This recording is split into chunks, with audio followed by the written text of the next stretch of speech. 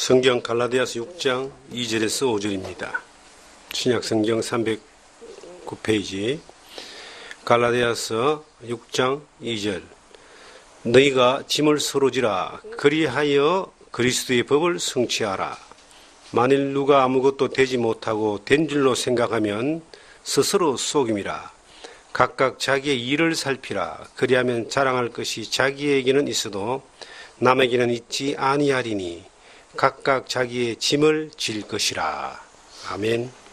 그리스도의 법을 성취하라는 주제로 갈라디아서 6장 2절에서 5절의 말씀을 통하여 하나님 우리에게 주시는 말씀 또 은혜 나누기를 원합니다.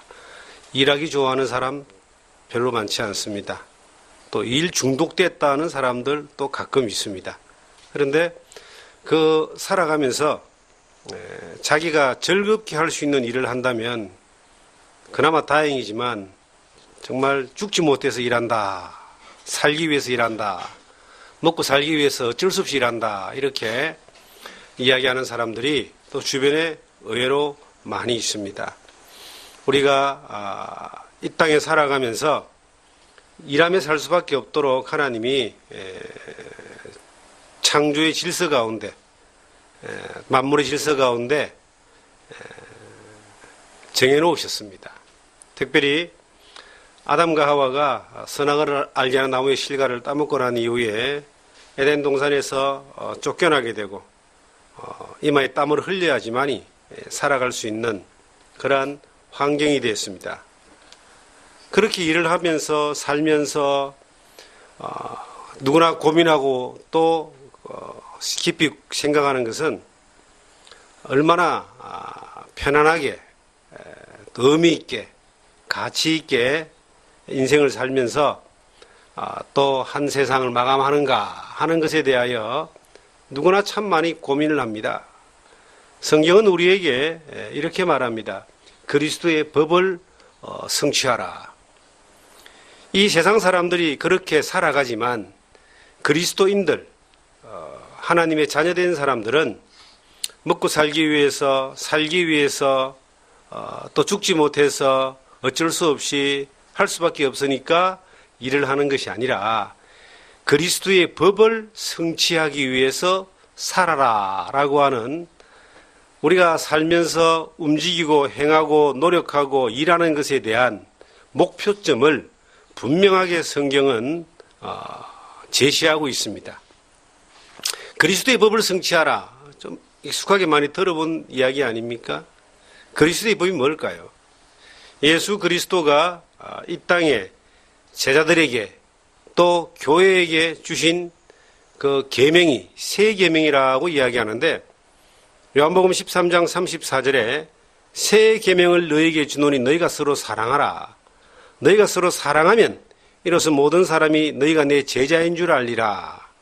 예수님의 법이라고 생명의 성령의 법이라고까지 이야기할 수 있는 예수 그리스도가 십자가 위에서 피 흘리시고 죄인의 죄를 사해 주시고 우리를 구원하신 그 예수님이 그 생명으로 가는 그 법을 우리에게 주신 허락하신 그 예수님이 그 법 아래 있는 사람들에게 주신 유일한 계명이 서로 사랑하라라고 하는 겁니다. 그 사랑하라 안에 성경 66권의 모든 하나님의 섭리와 뜻과 하나님의 계획이 다 들어가 있고 그 법을, 그 뜻을 예수님이 십자가에 죽으시고 부활하심으로 성취하셨습니다. 그리고 우리에게 예수를 믿는 사람들에게 이 땅에 살아가는 예수를 믿는 사람들에게 명령하기를 새 계명이다라고 하면서 사랑하라 그랬습니다. 그러면은 예수님이 사랑하라라고 하는 그 새 계명이 이 바울 사도가 갈라디아 교회에 서신을 쓰면서 그리스도의 법을 성취하라는 말하고 똑같은 말이에요. 그리스도의 법을 성취하는 것이 사랑하라라고 하는 계명을 지키는 방법이다. 사랑하라라고 하는 계명을 풀어서 쉽게 설명한 것이 갈라디아서 6장 2절에서 5절에 나오는 서로 짐을 지라. 그리함으로 그리스도의 법을 성취하라. 서로 짐을 지는 것이 이것이 사랑하는 것이다라고 풀이해서 지금 설명을 하고 있습니다. 짐을 진다라고 하는 것을 생각해 볼 때 무거운 짐을 지고 올라가는 나이 드신 분에게 젊은 사람이 가서 짐을 대신 들어주는 이런 일들은 상당히 우리나라의 정서에는 아주 익숙한 문화입니다. 저희가 어릴 때는 도덕이라는 과목을 배웠어요. 이 도덕이라는 과목에 이제 유교적인 그런 삼강오륜, 인간의 기본적인 도리, 부모에 대하여, 배우자에 대하여, 자식에 대하여, 또 세상 사람들에 대하여, 나라의 주권자에 대하여 여러 가지 어떤 그런 도리들을 배우는데 착하게 살고 선하게 살고 남을 도와주고 양심대로 살고 이런 것을 익숙하게 배웠습니다. 그래서 저는 어릴 때 보면은 어른들한테 이 교육을 받은 것들을 생각해 보면은 항상 인사를 잘해라. 그리고 인사를 잘했던 것 같아요. 그리고 힘없는 사람들을 도와주라. 그리고 어려운 일들을 네가 좀 먼저 해라. 이런 이야기들을 주변의 어른들한테 많이 들었던 것 같아요. 그리고 남을 도와주고 무거운 짐을 들어주고 이런 일들은 저뿐만 아니라 저하고 동일한 시대를 살았던 사람들은 대부분 가지고 있던 그러한 의식이었습니다. 문화였습니다. 요즘은 그렇지 않죠. 요즘은 상당히 개인주의가 발달돼 있고 대가족이 해체된 것은 이미 오래전 이야기고요. 대가족뿐만 아니라 적은 가족의 단위도 계속 이래 해체되고 개인주의로 가는 그러한 시대에 있습니다. 가정에 자녀들이 이렇게 형제간들이 많은 집들을 보면은 화목한 집이 있고 좀 화목하지 않은 집들이 있습니다. 안타깝게도 화목하지 않은 집들이 많이 있습니다. 이게 왜 화목하지 않고 왜 화목할까를 좀 고민을 해봤던 적이 있어요. 형제간들이 막 다투고 싸우고 원수지고 안 보고 막 서로 비난하고 이런 집이 있는 반면에 어떤 집은 너무나 화목하게 아름답게 형제간들이 어울리면서 지내는 그런 집들을 봤어요. 그래서 왜 그럴까 하니까 상당히 개성이 강한 사람들이 구성으로 되어 있는 그러한 집들은 잘 화목해지지 않고요. 좀 개성이 강한 것보다는 이래 서로를 이렇게 위해주고 또 우애가 깊은 사람들은 좀 이렇게 화목한 걸 그렇게 모습들을 보더라고요. 그리고 또 어떤 면에서는 남자 형제간들은 잘 화목하게 못 지내는 경우들이 대부분인 것 같고 여자 형제간들은 이렇게 있는 집들은 또 그 가족 구성원들이 화목하게 지내는 또 그런 모습들을 이렇게 많이 다 그런 건 아니지만은 많이 봐왔습니다. 왜 그럴까 하고 가만히 이제 생각을 해보니까 너무 자기가 뭔가 주도권을 가지고 자기가 자기 중심적으로 모든 것을 끌고 가려고 하는 그런 사람들이 멤버로 있는 가정은 좀 이렇게 불협화음이 많아지고요.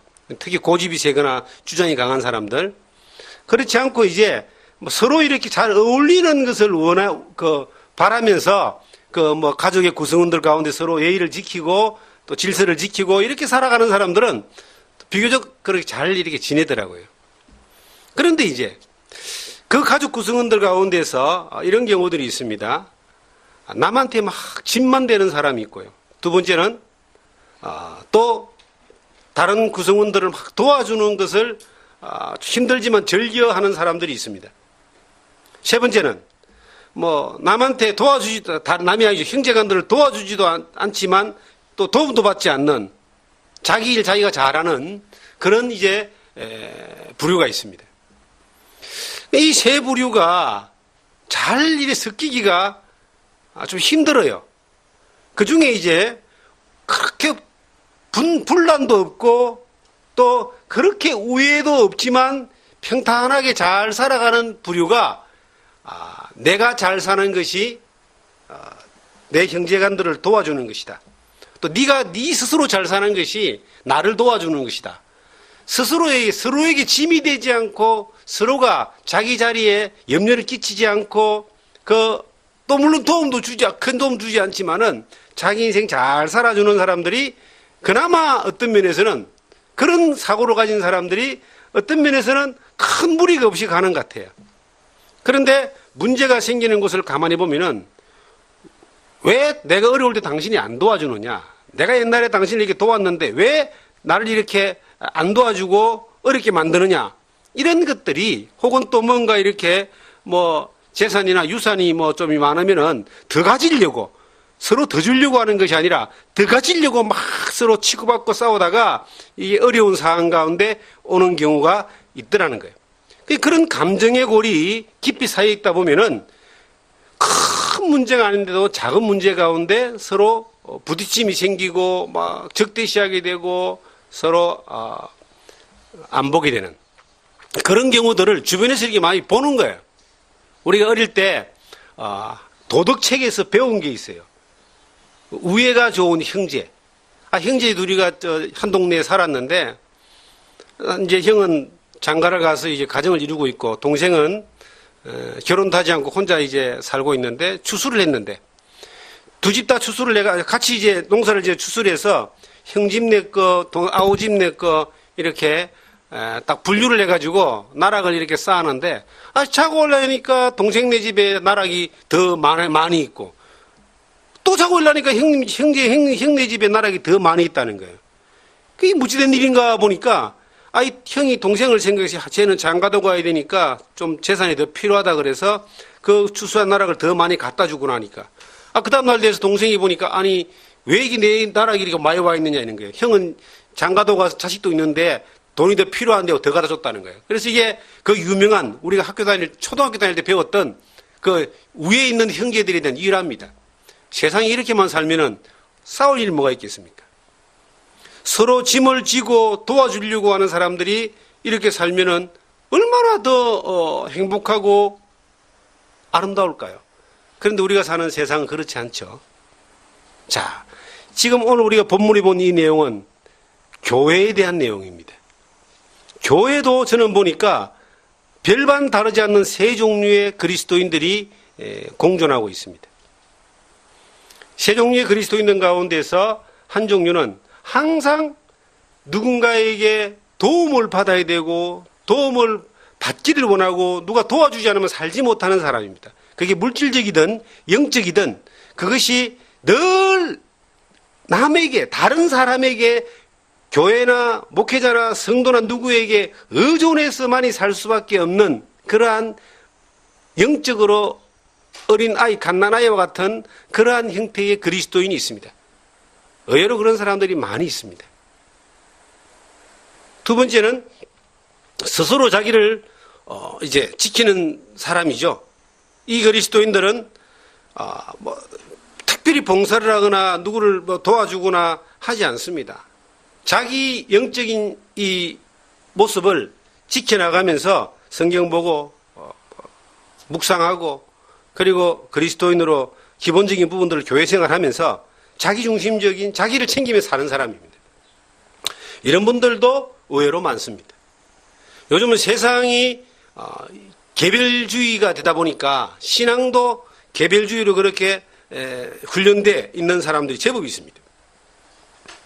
그 정도로 어떤 면에서는 이 영적인 수준이 좀 향상됐다고 보면 되겠죠. 스스로 자기를 지킬 수 있는 정도까지는 갈 수 있다.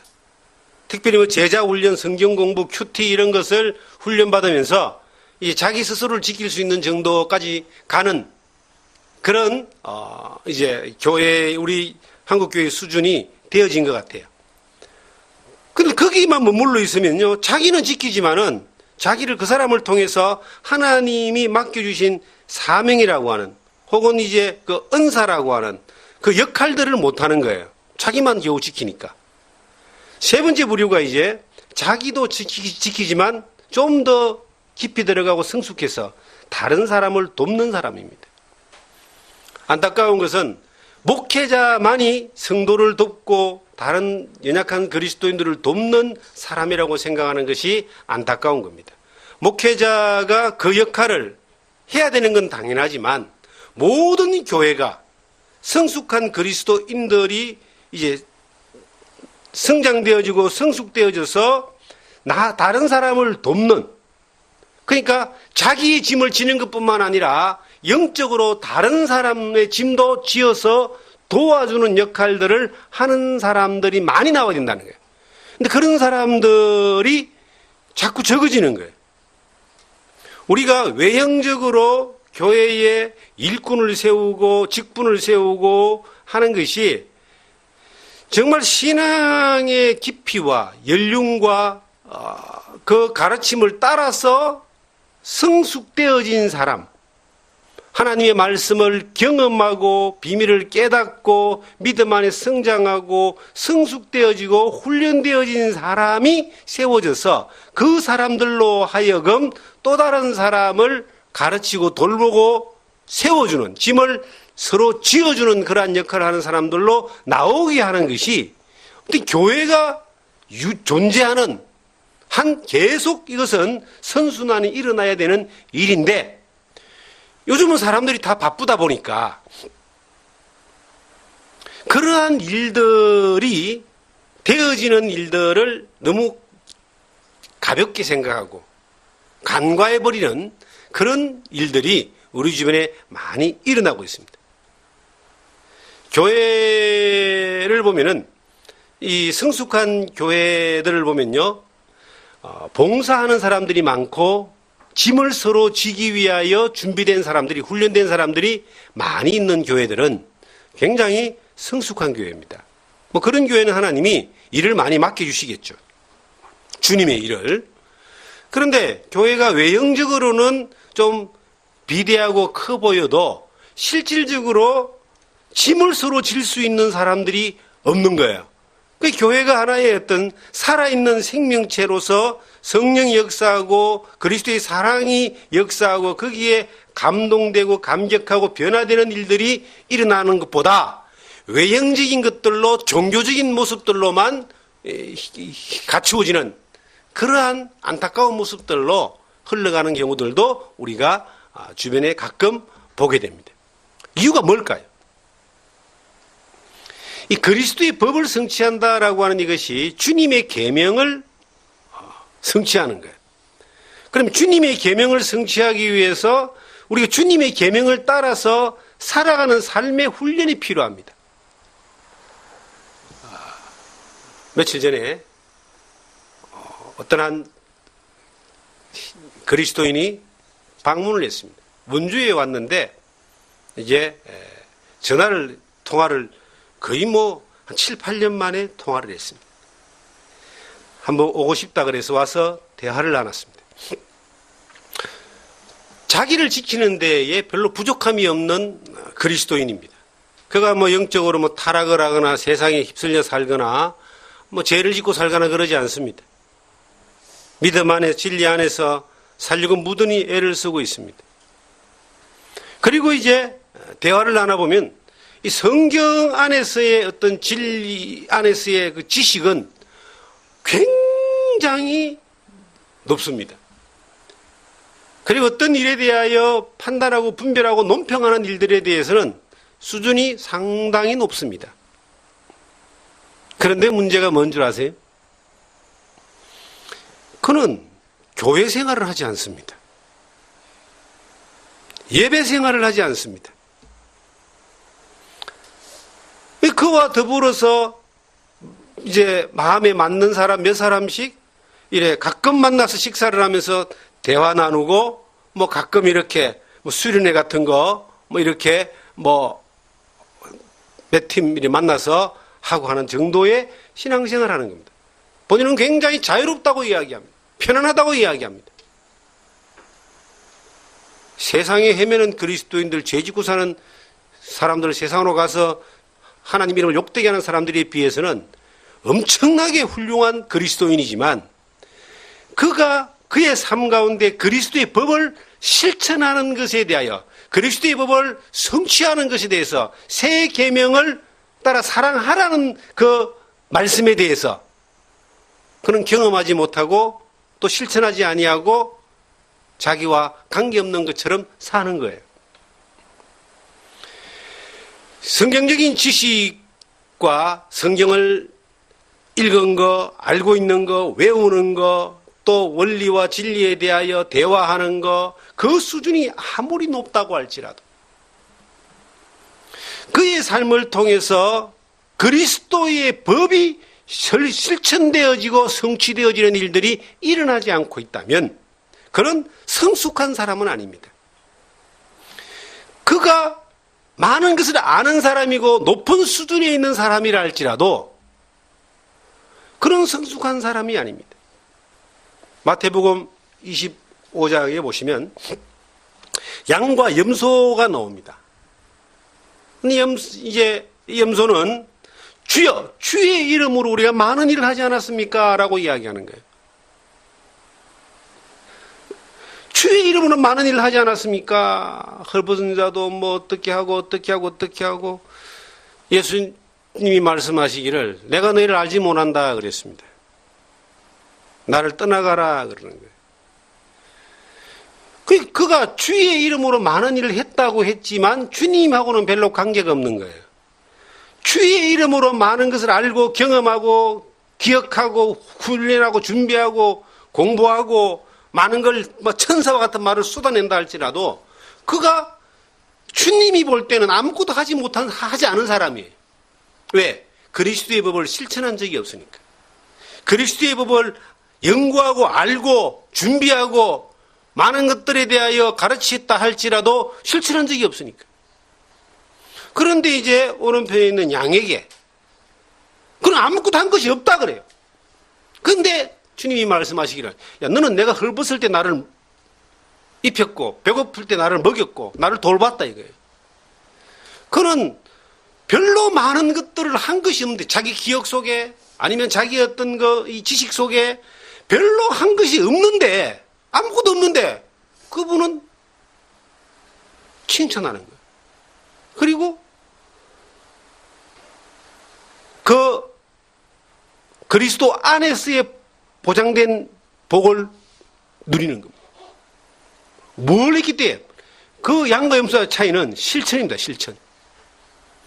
주님 앞에 섰을 때에 우리가 모든 그리스도인들은 반드시 주님 앞에 섭니다. 그리스도의 심판대라고 하는 주님 앞에 서게 되고 영원한 하나님의 나라에 들어가게 되고 그곳에서 또 하나님은 반드시 상급이라고 하는 어떤 건지는 정확하게 말을 못하지만은 면류관이라고 표현되어 있고 상이라고 표현되어 있기 때문에 이 상급이 있는데 그것은 단순히 예수 그리스도를 믿은 것만으로 그 상급이 결정되는 것이 아니라 믿은 예수 그리스도의 법을 어떻게 이 땅에 살면서 실천했느냐, 성취했느냐, 순종했느냐에 따라서 결론 내어지는 겁니다. 우리가 성경을 통해서 하나님의 사랑과 그 예수 그리스도의 십자가의 은혜와 성령의 역사하심에 대하여 우리 너무나 잘 알고 있고 잘 믿고 있고 의심 없는 믿음 가운데 살고 있습니다.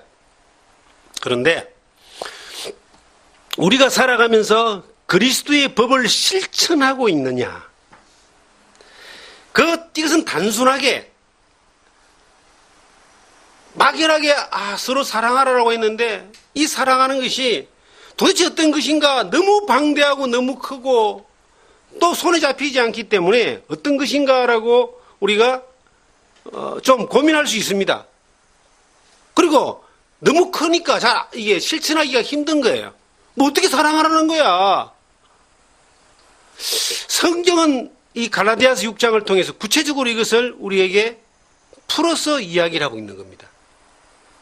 6장 2절에 보시면 너희가 짐을 서로 지라 그리하여 그리스도의 법을 성취하라. 만일 누구든지 아무것도 되지 못하고 된 줄로 생각하면 스스로 속임이라. 짐을 서로 지는 것이 그리스도의 법을 성취하는 것이다. 내 짐을 당연히 내가 지고요. 자기 짐을 자기가 질 것이라고 5절엔 말합니다. 각각 자기의 짐을 질 것이라. 이 성숙한 그리스도인들은 자기 짐은 당연히 지는 겁니다. 우리가 영적인 짐이 있잖아요. 육체의 짐도 있지만 영적인 짐이 있잖아요. 뭡니까? 그리스도인으로서 내가 이 땅에 살아가는 것이 영적인 짐입니다, 여러분. 그리스도인이기 때문에 해야 될 일을 하고 하지 말아야 될 일을 안 하고 이 자체가 내가 살아가는 그 직장에서, 가정에서, 사회 구성원 가운데서 그것을 견디면서 해나가는 것도 이게 그리스도인이 각각 지어야 될 짐이에요. 물론 신앙이 연약한 사람들은 그 짐의 무게가 클 수 있지만, 신앙생활 가운데 많이 훈련되고 살아온 삶 가운데 믿음 안에서 많은 것들을 경험한 사람들은 그 짐 자체가 이제는 짐이 아니고 내가 입고 있는 옷과 같이, 딱 맞는 옷과 같이 더 편안함을 줄 수도 있습니다. 내가 그리스도인으로 사는 것이 힘든 것이 아니라 그리스도인 아닌 것처럼 사는 것이 저는 더 힘들어요. 그러니까 그 그리스도인으로 사는 것이 믿음의 초기에 어릴 때는 이게 무거운 짐이었지만, 저는 지금 그리스도인으로 안 사는 게 더 크게 힘들어요. 믿음으로 사는 게 힘드는 것이 아니고 믿음으로 안 사는 게 훨씬 더 힘든 게 이제 저와 같이 주 안에서 많은 은혜 가운데 훈련받고 경험된 사람들의 동일한 고백일 겁니다. 각각 자기의 짐을 지는 건 당연한 거고, 여기서 머무는 것이 아니라 다른 사람의 짐을 지는 겁니다. 우리가 영적으로도 연약한 사람들의 짐을 져주는 겁니다. 육적으로도 어렵고 힘겨움을 당하는 사람들을 위로하고 회복시키고 치유하는 그러한 짐을 지는 겁니다. 성경 요한일서 3장을 보시면, 이걸 잡으시고 요한일서 3장 17절을 보시면,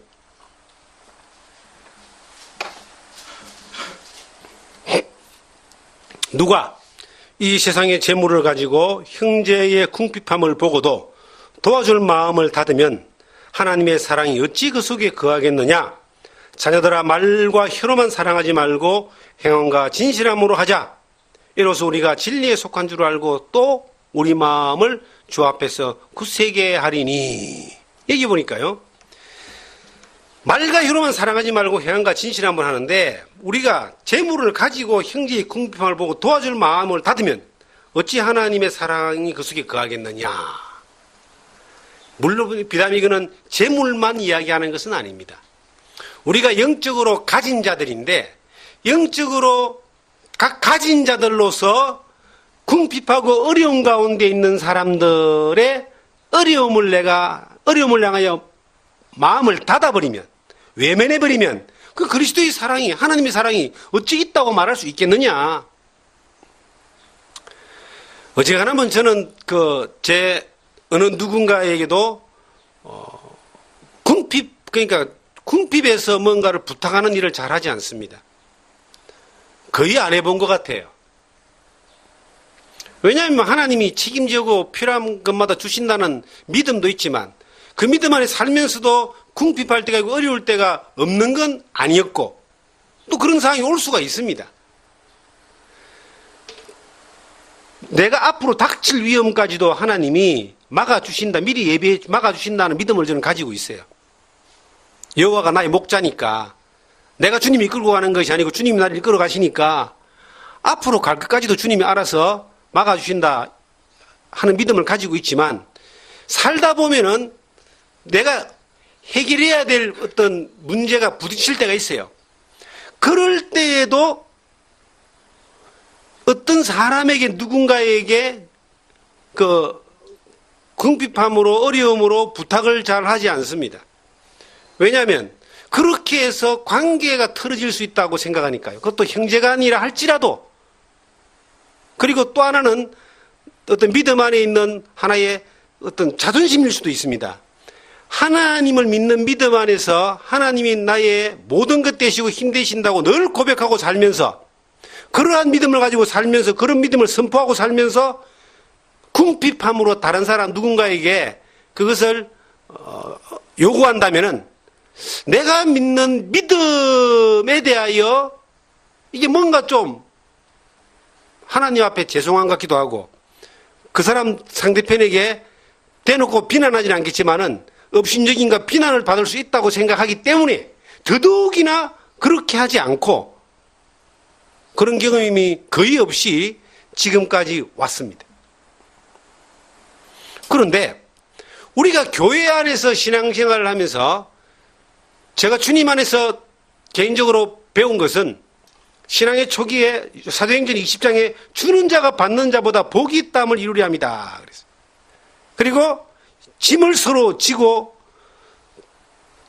나누어 주기를 좋아하고 나누어 주고 성도들의 설 것을 공급하며 뭔가 내가 받고 요구하는 존재가 아니고 하나님이 나를 통해서 흘려보내고 나눠주고 그리고 베풀어 줄 수 있는 자리에 있게 하기를 바라는 마음이 있었습니다. 그런 또 나름의 기도가 있었습니다. 부자 되는 것이 인생의 목적이 아니라 나눠줄 수 있는 사람.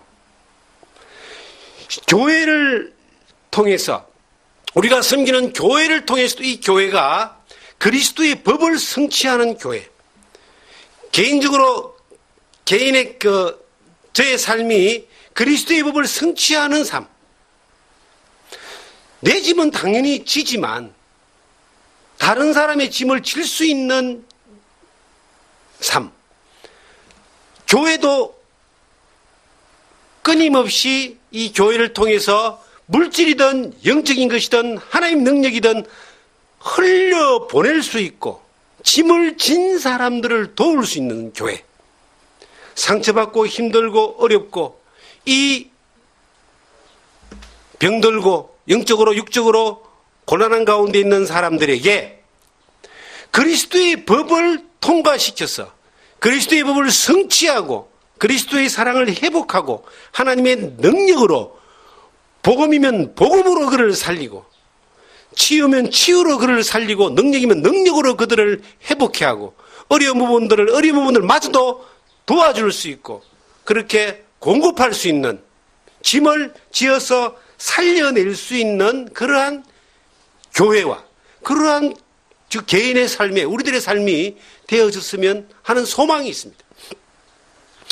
우리들의 교회가 생명나무 숲 전원교회가 복음의 통로가 되는 교회, 생명의 통로가 되는 교회가 되기를 원합니다.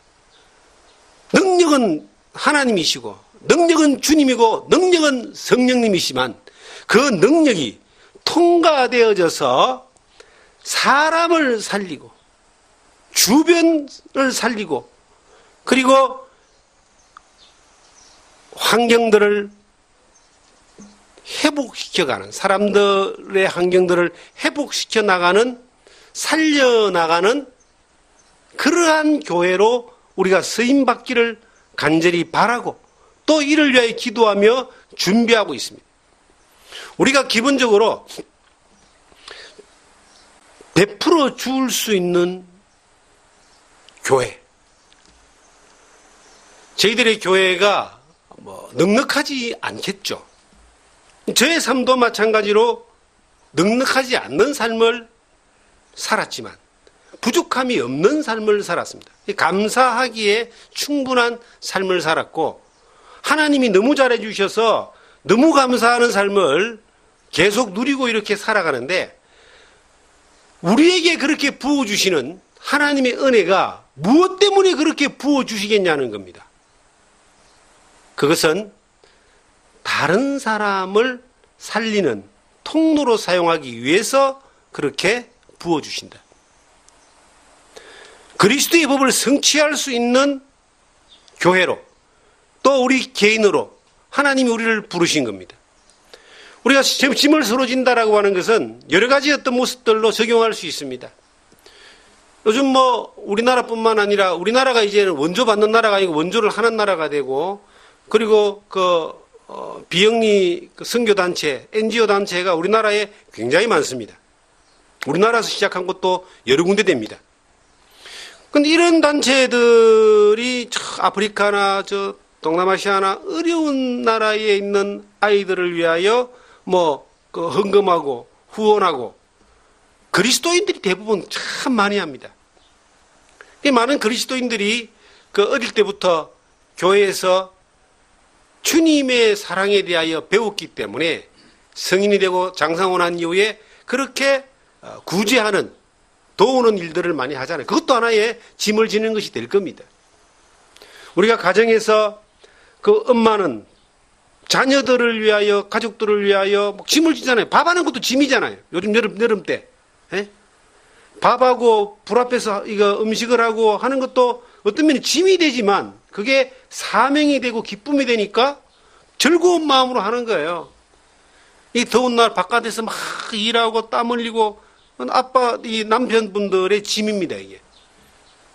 그런데 그 짐이 사명이 되고 기쁨이 되고 당연히 해야 될 일들로 받아들여지고 즐거움으로 믿음으로 하면은 이건 아름답잖아요. 이런 외형적으로 보여지는 그러한 단순한 우리가 맡은 바 된 우리 어깨 위에 있는 그 짐을 사명으로 즐거움으로 하는 것도 짐이지만 그것도 신앙의 하나의 훈련이고 연단이지만 영적인 부분에서 우리가 믿음 안에서 크게 바라볼 때 하나님이 우리에게 맡겨주신 짐이 이것이 우리를 짓누르는 것이 아니라 우리를 더욱더 지탱하게 하고 우리로 하여금 하나님의 법을 성취하는 그리스도의 법을 성취하는 그러한 도구로 이 짐이 우리에게 허락된 것이다. 목회라고 하는 것이 어떤 면에서는 쉽지만은 않습니다. 쉽지만은 않기 때문에 특별히 영적인 전쟁 가운데서 항상 이 악한 사탄과의 이 전투는 중단되지 않습니다, 여러분. 마귀의 역사라고 하는 것은요, 어느 시대나 모든 교회 시대에 중단되지 않는 그러한 역사가 함께 했습니다. 믿음 안에서 복음의 통로로, 생명의 통로로, 그리스도의 정인으로 살아가는 모든 시대의 모든 그리스도인들의 그 사역의 영역에 사탄의 역사의 공격과 개입이 없던 사람은 아무도 없습니다. 왜냐하면 이 자체가 영적인 전쟁이기 때문입니다. 그 영적인 전쟁 가운데서 이 복음을 전하고 그리스도의 사랑을 실천하는 증거하는 그 일을 하는 데 있어서 그 일 자체만 가지고도 엄청난 대적이 호시탐탐 노리면서 공격을 하고 있습니다. 그러기에 더 깨어서 기도해야 되고 더 하나님께 지혜를 구해야 되고 더 하나님의 인도하심을 바라면서 진리 안에서 길을 찾아가는 겁니다. 그게 쉽다고 말할 수는 없는 거예요. 그런데 그 짐을 짐으로 말미암아 내가 그 짐을 지고 우리가 그 짐을 지고 또한 또 다른 사람의 짐을 서로 지기 위하여 하는 이것이 목회인데 이것이 사역인데 그 일을 함으로 말미암아 하나님의 도우심과 하나님의 놀라운 역사하심을 더욱더 경험할 수 있는 현장에 있게 되는 겁니다. 그리스도의 법을 단순히 의무적으로 성취하는 걸로 끝나는 것이 아니라 그리스도의 법이 성취되어지는 과정 가운데서 그 일을 하게 하시는 하나님의 놀라우신 능력과 성령님의 놀라우신 능력을 경험하게 된다는 겁니다. 이런 일들이 매 순간 경험되어질 때에 신앙은 우리의 믿음은 더욱더 하나님을 신뢰하고 성숙하며 그 하나님을 신뢰하며 믿음으로 나아가는 영역이 점점 더 깊어지고 넓어지는 겁니다. 저는 그리스도의 사랑의 넓이와 높이와 길이와 깊이와 어떠함을 깨달아라고 했던 말씀을 처음에는 넓이가 얼마나 넓으면 물론 청량할 수 없는 넓이고 청량할 수 없는 깊이인데 도대체 이걸 어떻게 경험하고 깨달아갈 수 있느냐라고 하는 거예요. 성령을 알면서 성경에 나와 있는 내용들과 그 신학적이고 그 깊이 있는 것들을 알아가는 것이 이것이 그리스도의 그 사랑의 깊이와 넓이를 깨달아가는 것일까? 그렇지 않습니다. 기억 속에 있는 그리스도가 중요한 것이 아니라 기억 속에 있는 진리가 중요한 것이 아니라 우리의 삶 가운데서 경험되어지는 하나님의 그 놀라운 사랑은 어떻게 경험되어지느냐는 겁니다. 우리가 그 사랑을 실천할 때에 그리스도의 법이 성취되어지는 과정 가운데 하나님의 능력을 경험할 수 있는 것이다. 저는 이 성경에 보니까 갈라디아서 6장 3절에 가보면은 만일 누가 아무것도 되지 못하고 된 줄로 생각하면 스스로 속임이라는 말씀이 있습니다. 아무것도 되지 못하고 된 줄로 아는 사람은 스스로 속였다는 말은 뭐예요? 그리스도의 사랑에 대해서 실천하는 일들에 대하여 아무런 준비도 없고 아무것도 하지 않고 아무 경험도 없는 사람이 자기가 무슨 그리스도의 사랑을 이룬 것처럼 말하는 사람들은 이거는 스스로 속이는 사람이라는 뜻이에요. 천사의 말을 할 수 있는 사람은 많습니다. 내가 사람의 방언과 천사의 말을 할지라도 사랑이 없으면 소리나는 구리와 울리는 괭가리가 된다. 고린도전서 13장 1절부터 나오는 말씀이잖아요. 천사의 말을 할 수 있는 사람이 없는 게 아니에요. 요즘도 천사의 말이라고 하는 사람들이 주변에 있을 거예요. 그런데 예수 그리스도의 말을 하는 사람도 있을 겁니다. 성경에 예수님의 말씀을 대언할 수도 있고요. 어떤 사람은 자기가 예수라고 이야기하는 사람도 있어요. 그런데 예수 그리스도의 법을 실천하는 사람, 그 법을 실천하는 사람만이 그 법을 성취하는 사람이다. 그 법을 실천하고 성취하는 사람만이 그 사랑의 넓이와 깊이와 길이와 높이의 어떠함을 삶의 과정 가운데 깨닫고 경험할 수 있는 겁니다. 그러한 실천하는 삶을 통하여 경험되어지지 않는 사람이 그리스도의 법과 그리스도의 사랑에 대하여 이야기한다 한다고 할지라도 아무리 유창하고 아름답게 꾸며서 사람들에게 감동을 줄 수 있는 연설을 한다 할지라도 그것은 스스로 속이는 것이고 스스로 지가 속으면 그 말을 듣는 사람은 다 속는 거예요. 저는 예수님 당시에 바리새인들에 대해서 예수님이 엄청나게 많이 비난을 합니다. 그들의 말은 들으라. 그러나 그들의 행동은 본받지 마라 라고 예수님이 말씀하십니다. 그들은 정말 지식에 관하여서는 최고의 성경적인 지식을 소유했던 사람들일 겁니다. 그런데 그들에 대해서 예수님이 뭐라고 말씀했습니까? 지금 천하를 두루다니며 교인 하나를 찾으면 배나 지옥 자식을 만드는 사람들이다 그랬습니다. 자기도 못 들어가고 들어가려고 하는 사람을, 천국에 들어가려고 하는 사람들을 막아선 사람들이다라고 예수님이 말씀했습니다. 왜 그럴까요? 그들의 말이 틀렸던 것이 아니에요. 그들의 말은 성경에 있는 말을 했다 할지라도 그 말의 핵심인 예수 그리스도를 그들은 믿지 않고 배척했습니다. 예수 그리스도가 하나님의 사랑의 결정체입니다.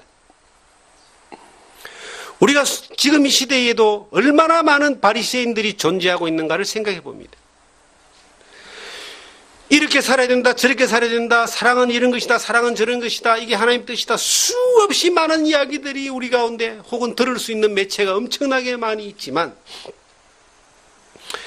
그들의 삶을 통해서 그리스도의 법이 성취되어지는 그러한 능력을 우리는 보기를 원하는 겁니다.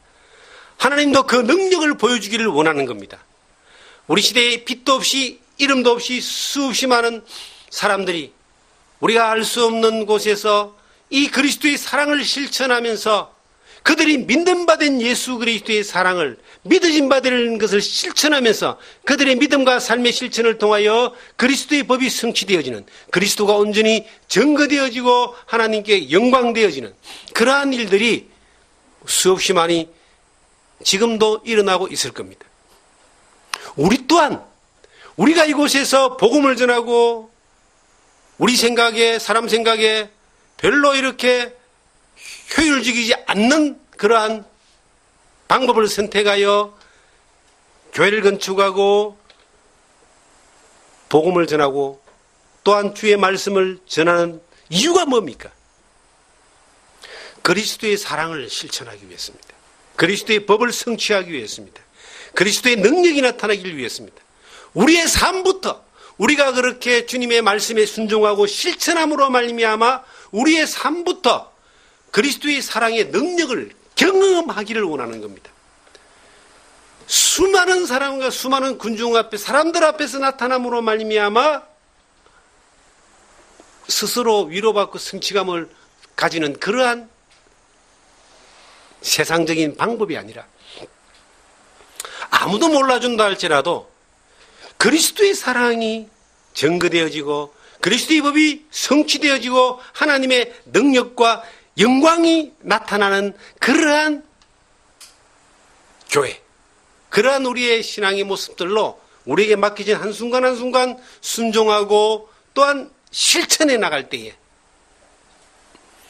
우리가 그 어떤 것으로도 만족하지 못하고 그 어떤 것으로도 보상받지 못하는 하나님으로부터 오는 그러한 만족과 하나님으로부터 오는 그러한 보상이 주의 능력으로 말미암아 경험되어지는 은혜를 우리 누리게 된다는 겁니다. 남들을 속이지 말고 스스로 속지 말고 하나님 앞에서 아무것도 되지 못했으면서 된 줄로 착각하면서 사는 그러한 사람들은 속이는 자다. 예수님 당시에 바리새인들이 속이는 자였고 자기도 속고 사람들도 속이는 자였고 적어도 천국 못 가고 자기를 따르는 사람도 천국 못 가게 했던 것처럼 우리도 그러한 엄청난 잘못에 빠지면 안 된다는 겁니다. 하나님 앞에 성경은 그 갈라디아서 6장에 보면요. 전부 절대적인 어떤 원리를 하나 말씀하고 있는데 그것이 밑에 7절부터 보시면 스스로 속이지 마라 그랬죠. 하나님은 업신증을 받지 아니하시나니 사람이 무엇으로 심든지 그대로 거두리라. 심은 대로 거둔다는 것은 절대적인 진리입니다. 스스로 속이는 그 일을 평생의 삶으로 사는 사람은 스스로 속이는 삶을 살았는데 하나님 앞에 갔을 때 인정받는다는 것은 이거는 절대 불가능한 거예요. 그렇게 심는 자는 거두는 것이 아무것도 없는 쭉중이밖에 없는 거예요. 그런데 스스로 속이는 것이 아니라 믿음으로 그리스도의 법을 성취하는 일을 위하여 심은 사람들은 놀라운 열매를 거두는 거죠. 이 땅에서도 열매는 주님 앞에 가서 하나님이 거두는 거지만 이 땅에서 열매가 거두어지기 위한 과정을 우리의 삶 가운데 충분히 경험할 수 있습니다. 처음에는 사귀고 이삭이고 그 이삭에 줄기고 줄기에 붙은 건강한 열매가 맺히는 그 과정이 전부 다 기적 아닙니까? 씨를 심어놓고 씨앗이 자라고 꽃이 피고 열매를 맺는 과정들을 보면요 정말 기적입니다. 그 과정들이 있고 열매가 있는 것처럼 우리의 삶 가운데서도 주님 앞에서 거두어드릴 열매가 반드시 있겠지만 그 심은 대로 거두기까지의 모든 과정 가운데서의 역사들을 그 능력들을 우리가 경험할 수 있는 자리에 살아가는 것이 이것이 신앙생활하는 가운데 그리스도의 법을 성취하는 삶을 살아가는 사람들이 누리는 은혜이자 복인 것입니다. 우리가 주님 앞에 섰을 때에 우리는 우리가 잘했다고 할 수 있는 일은 아마 아무것도 없을 것 같아요.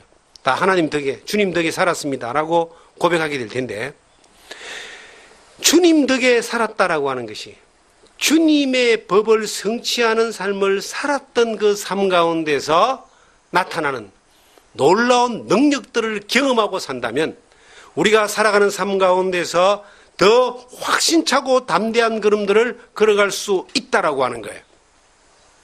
여러분과 제가 정말 이 생명나무숲 교회를 전원교회를 위해서 간절히 기도하는 가운데 하루하루를 지금 살고 있습니다. 이 교회가 그리스도의 법을 성취하는 교회가 되어야 된다.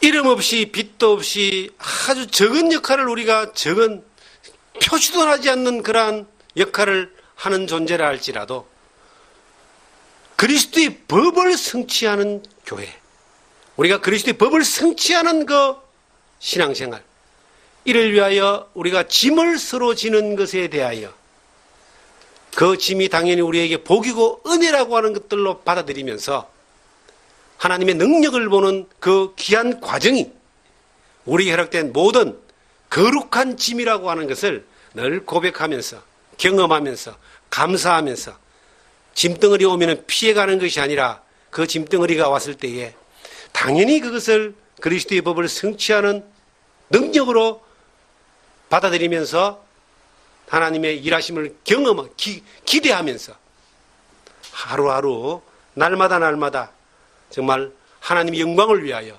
나아가는 여러분과 제가 되기를 주님의 이름으로 축원합니다.